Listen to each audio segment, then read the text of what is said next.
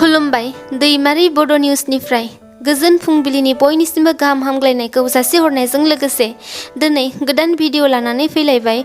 नोंथांमोना भिडिअखौ जोबजासिम नायगोन होनना मिजिंथियो। फैदो दानिया खौरांफोरखौ खोनासंदिनि। प्रफेसार लाइस्राम लादुसिंनि हेंथायै चिरां जिल्लानि 10थि दुवार दख'रा आबसु, सिडली चिरां दख'रा आबसु आरो बिटिआर हालामनि गासै मोन7 दाब दाब फरायसालिमाफोराव 1 घन्टा गोख्रों खुद्रिसारनाय हाबाफारि लानाय जादोंमोन। बे हाबाफारियाव दुलाराय बर' फरायसा आफाद आरो फरायसालिमाफोरनि दैदेनगिरिफोरा खौरां बिजोङाव फोरमायो दि थाबैनो vice chancellor professor Laishram लादुसिंखौ Bodoland मुलुगसोलोंसालिनिफ्राय बोखारनानै गोदानै सासे भाइस चेन्सेलर थिसननो आरो आसामनि गभर्नरजों दाजानाय कमिटिआबो मोजाङै नायबिजिरैनि थाखाय फरायसाफोरा गोसोआव इयुनखौ साननानै गिखांनाय आरो दुखु मोनदों होनना फोरमायदों। बे बाथ्राजों सोमोन्दो लानानै मानगोनां प्रमद बर' बिथाङा बुंनाय बादिब्ला प्रफेसार लाइस्राम लादुसिंनि जाख्ल'नायखौ नायबिजिरनो दाना होनाय आफाद मोनसे सावरायमेल जिरायदोंमोन। नायबिजिरनायनि फोरमानखौ मोनोब्लासो आसामनि मानगोनां गभर्नर गुलाबचान्द कटारियाया राहा लागोन आरो जिहेतु बेफोरबायदि जेंनाया फिन बड'लेण्ड मुलुगसोलोंसालियाव दाजाथों होनना बिनि थाखाय आसामनि गिबि मन्थ्रि आरो गभर्नरजों सावरायनाय जादों होनना खौरां बिजोङाव फोसावो। बिटिआर हालामनि थाखाय गोजोनथाव खौरां। क'क्राझार नोगोरनि साहा फारसे बेसरगावआव थानाय क'क्राझार सावस्रि फरायसालिमा आरो देहा फाहामसालियाव मैयानिफ्राय सोलोंथाइ होनाय हाबाफारिया गिबि खेबनि थाखाय जागायजेनो। बे गिबि खेबनि थाखाय फोरोंजेननाय हाबाफारिखौ आसाम रायजोनि सावस्रि मन्थ्रि केशव महन्तआ बेखेवनानै होयो। बे हाबाफारियाव बिटिआरनि गाहाय मावफुं सोद्रोमा प्रमद बर', बिटिआरनि सावस्रि मावफुं सोद्रोमा अरुप कुमार दे, उरखाव गोरा ब्रह्म आरो बिटिसि खुंथायनि बारग' गाहाय लेङाइ मावफुं सोद्रोमा खाम्फा बरगयारीजों लोगोसे गुबुन गुबुन मावफुं सोद्रोमा बिथांमोनाबो बाहागो लादोंमोन। बे हाबाफारियावनो एमएलए लरेन्स इस्लारिया बाहागो लानानै खौरां बिजोङाव फोरमायो दि थांनाय 3 दानसोनि सिगाङावनो भारतनि गाहाय मन्थ्रिया बेखेवनानै होदोंमोन बे फरायसालिमायाव सा 100 फरायसाफोरनि थाखाय मुं थिसननोबो हानायनि मासि दं।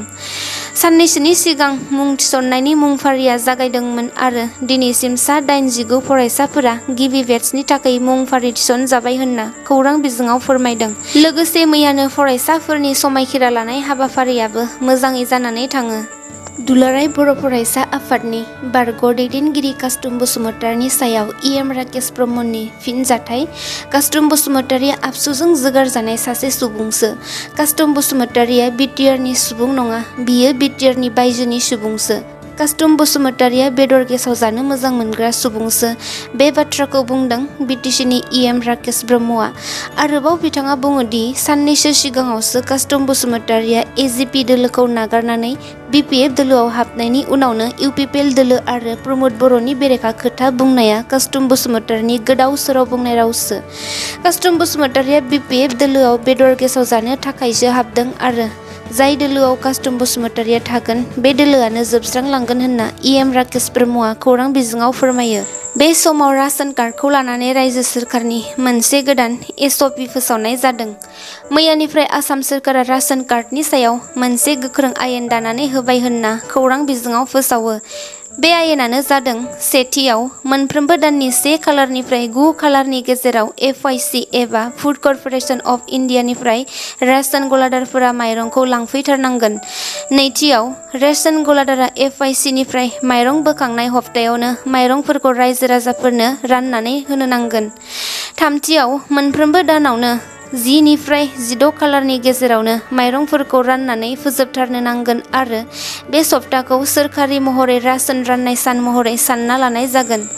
रायजोआव आरोबाव फिन इभिक्सन एबा होस्रांनायनि खामानिया जागायफिनबाय। सिगांनिफ्रायनो रायजोनि गोबां दाब दाब बाहागोफोराव होस्रांनाय हाबाफारि लानायखौ नुनो मोनबोगासिनो दं।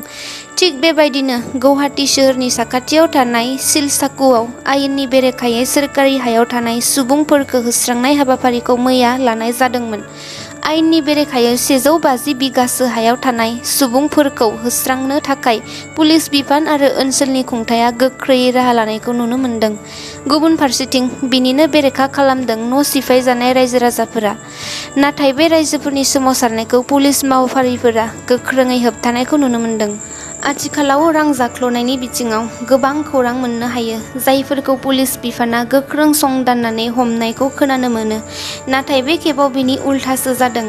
रां जाख्ल'नाय बेलायाव गिदिर पुलिस अफिसारफोरा CIDजों हमजादों। बजालि जिल्लानि 4 हमजानाय 4 पुलिस अफिसारफोरा जादों बजालि जिल्लानि DSP पुष्कर गगৈ, भबानिपुरनि 2 ASI देबजित गिरि आरो सुशां दास, लोगोसे पाटाजारकुसि थानानि उसि उनुप पाटगिरि। बिथांमोनखौ CID मावफारिया सोंनाय फिननाय खालामनो गौहाटीसिम लानानै थाङो। खौरां बिजोंनिफ्राय मिन्थिनो मोननाय बादिब्ला सासे सयारि माफिया रुबुल इस्लाम मुंनि सुबुंनि FIR एबा दाय होनाय बायदियै पुलिस अफिसारफोरखौ खादों होनना मिन्थिनो मोननाय जादों। भारत हादरनि थाखाय मोनसे गोजोनथाव खौरां। मैयानिफ्राय बोहैथि बोसोरनि 1 सेप्तेम्बर खालारनिफ्राय प्रधान मन्त्रीनि उजाला बाहायग्रा सुबुंफोरा सिगांनिख्रुइ 400 रां खमावनो उजाला गेसखौ मोननो हासिगोन। लोगोसे 1 सेप्तेम्बरनिफ्रायनो ओंखाम संग्रायाव बाहायनाय गेस सिलिन्डारनि बेसेनखौबो सिगांनिख्रुइ 200 रां खम बेसेनावनो रायजोआव मोननाय जासिगोन होनना मिरुनि सोरखारा थांखि लानाय जादोंमोन आरो खौरां बिजोङाव फोसावनायखौ नुनो मोननाय जादों। मुवा बेसादनि बेसेन बांनायनि समाव मिरु सोरखारनि बेबादि थांखिया हादरनि रायजो राजाफोरनि थाखाय जोबोर मोजां जादों। साननैनि हाबाफारि लानानै मैयानिफ्राय उदालगुरि जिल्लायाव जागायदों आबादारि मेला। बे हाबाफारियावनो बिटिआर आबाद बिफाननि मावफुं सोद्रोमा घनश्याम दासआ बाहागो लानानै खौरां बिजोङाव फोरमायो दि बिटिआर हालामाव गोबां बिबांनि बायदि बिफां फुलिफोरखौ जगायनानै होनाय जाबाय आरो माखासे बिफां फुलिफोरखौ रायजोफोरनो होनो थांगासिनो दङ, जेरै सुमफ्राम, गय, औवा, ड्राफ्टिं खान्थाल बायदि गिदिर जानाय बिफां फुलिनि जोलै। आरोबाव साननैसो उनावनो ड्रागन बिफांनि फुलिखौबो जगायना होगोन होनना फोसावदों। बर' हारिनि गेजेराव सावथुन नायगिरि नोंथांमोननि थाखाय गोजोनथाव खौरां। बे बोहैथि दानावनो बर' माहारि आरो बर' समाज अनसायनाय मोनसे गोदान बर' सावथुन ओंखारनो थांगासिनो दं। बे सावथुननि मुङानो जादों थैनि गाब। बेखौ मुंदांखा लिरगिरि मोगथां बसुमतारिया लिरदों आरो दिहुनगिरिया जादों सन्जिब बसुमतारि। बे थैनि गाब सावथुनाव फेस्ला महरगिरि नुनो मोनगोन मस्क', प्रेक्टिकेल, दांखोलोदो आरो जुमब्रा खर'। आरो गाहाय फावगिरि महरै नुनो मोनगोन मुंदांखा राजिब, मासुम, अनसुमै आरो गोबां फावगिरिफोरखौबो नुनो मोनबावगोन होननानै खौरां बिजोंनि गेजेरजों मिन्थिनो मोनदों। दिनैनि खौरांफोरा एसेनोसै। भिडिअखौ नायनानै मोजां मोनदोंब्ला नोंथांमोना अन्नानै लाइक, शेयार, कमेन्ट आरो साबस्क्राइब खालामनानै होदो। गोजोन्थों।